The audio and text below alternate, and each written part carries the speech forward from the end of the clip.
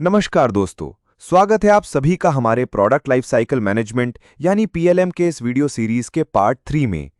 Part 2 में हमने देखा कि पीएलएम कैसे मैन्युफैक्चरिंग, क्वालिटी, प्रोक्योरमेंट और फील्ड सर्विसेज तक पूरे प्रोडक्ट लाइफ साइकिल को जोड़ता है। साथ ही हमने work flow automation, change management और कॉस्ट कंट्रोल की शक्ति को भी समझा।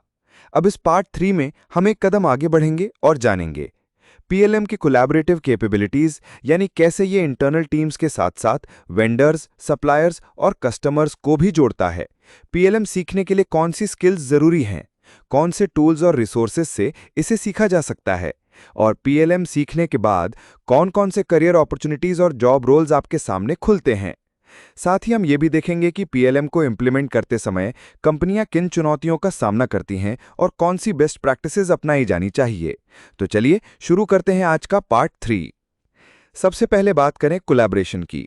पीएलएम सिर्फ इंटरनल टीम्स को जोड़ने तक सीमित नहीं है, बल्कि एक्सटर्नल स्टेक होल्डर्स जैसे वेंडर्स, सप्लायर्स और कस्टमर्स के साथ भी स्मूथ कोलैबोरेशन को संभव बनाता है।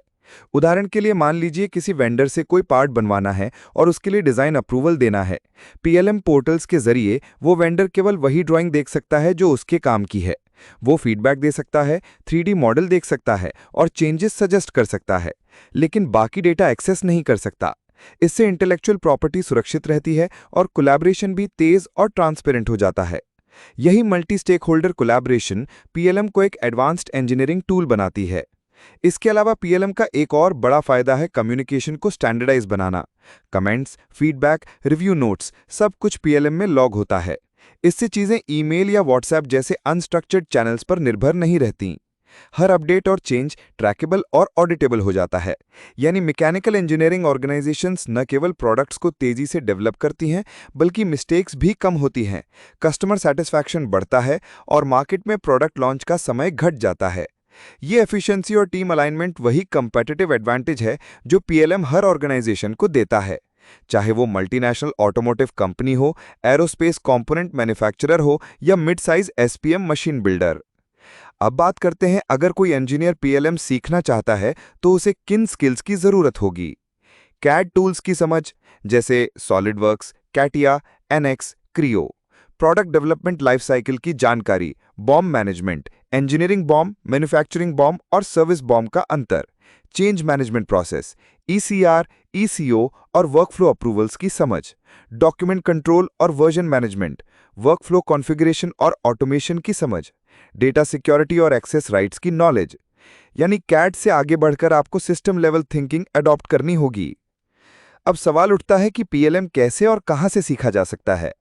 आज इंडस्ट्री में सबसे पॉपुलर टूल्स हैं Siemens Teamcenter, Dassault ENOVIA, PTC Windchill, Autodesk Vault, Arena PLM, Aras Innovator जो कि ओपन सोर्स है।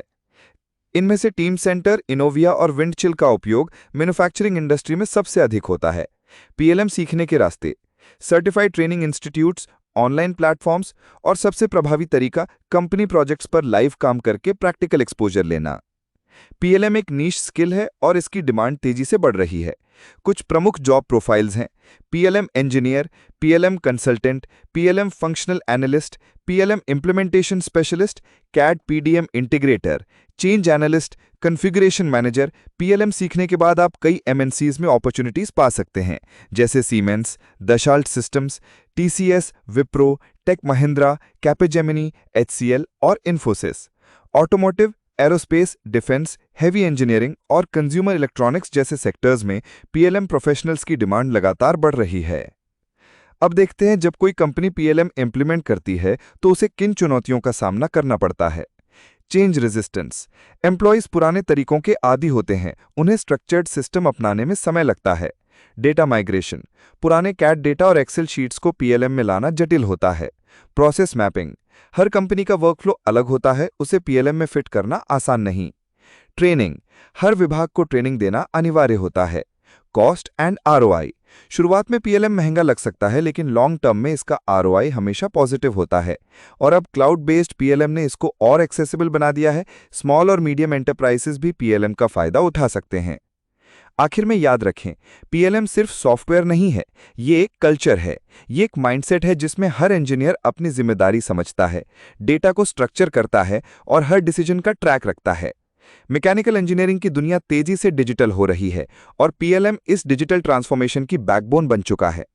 इसलिए अगर आप मैकेनिकल इंजीनियरिंग डिजाइन, मैन्युफैक्चरिंग या मैनेजमेंट में करियर बनाना चाहते हैं तो पीएलएम सीखना अब ऑप्शनल नहीं रहा, ये एक नेसेसरी स्किल है। तो दोस्तों, आज के इस पार्ट 3 में हमने देखा पीएलएम की कोलैबोरेटिव कैपेबिलिटीज, कम्युनिकेशन को स्टैंडर्डाइज बनाने की ताकत, पीएलएम सीखने के लिए जरूरी स्किल्स और टूल्स, करियर अपॉर्चुनिटीज और चैलेंजेस और पीएलएम का फ्यूचर डायरेक्शन। अब सवाल है कि पीएलएम को कहां से और कैसे सीखें। अगर आप मैकेनिकल इंजीनियरिंग में करियर को नई ऊंचाइयों तक लेकर जाना चाहते हैं और कैड और पीएलएम में प्रैक्टिकल एक्सपर्टीज हासिल करना चाहते हैं तो 4 डिमेंशंस इन्फोटेक ट्रेनिंग इंस्टीट्यूट आपके लिए सबसे सही विकल्प है। 4 डिमेंशंस इन्फोटेक के साथ आप न केवल सॉफ्टवेयर सीखते हैं बल्कि इंडस्ट्री रेडी भी बनते हैं, जिससे आपके करियर में अपॉर्चुनिटीज कई गुना बढ़ जाती हैं। तो दोस्तों, पार्ट 3 यहीं समाप्त होता है। अगर आपको वीडियो पसंद आया हो तो लाइक और शेयर करना न भूलें और हाँ, ऐसे ही नॉलेज पैक वीडियोस के लिए चैनल को सब्सक्राइब जरूर कीजिए। धन्यवाद।